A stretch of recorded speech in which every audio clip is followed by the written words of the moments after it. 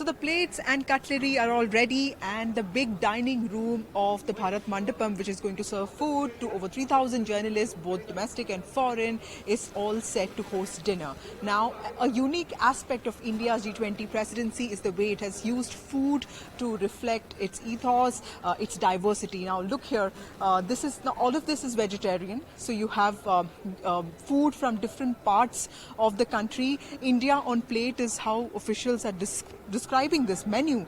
But apart from that, this food is also sort of like, has been curated, made to suit international taste buds. You have pyaz jeere ka pulao, which is something that all of us love. Then a unique aspect is also, dishes made of super grains like jowar and millets. Then you also have makhana, something that is very famously grown in India, something that India has been very proud of. Of course, some of those paneer lababda dishes, which is sort of like really famous throughout. And you have this is the kaju matar makhana. It's very hot, and the food is going to be, the dining area is going to be open to people now. This is some international continental stuff. So it has equal numbers of dishes made for Indians, and of course some for the foreign journalists. Remember, there are around 2,000 to 3,000 domestic and foreign journalists who have come here, and there are about 48 hours to go before the leaders actually declare the resolution. There is a lot of wait for that. Of course, there is also a lot of contention as to if a leader's declaration will actually come out or not. So food is going to be reassuring, the reassuring aspect of it.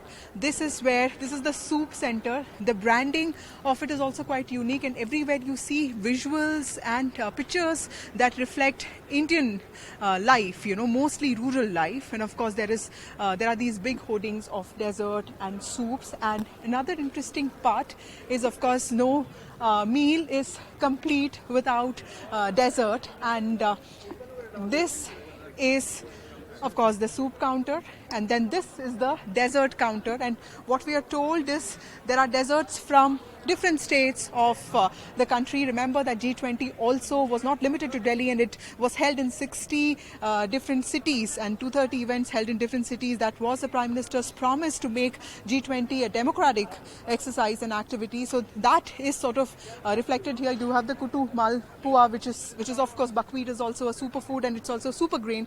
This is something that we see people eating during Navratri. So that is going to be, so all of that is reflected here. So this dining area is going to be open to the foreign guests soon. This is the first meal that Bharat Mandapam will be serving to international journalists and also to domestic journalists. With camera person Rahul, this is Vasudha Venugopal for NDTV.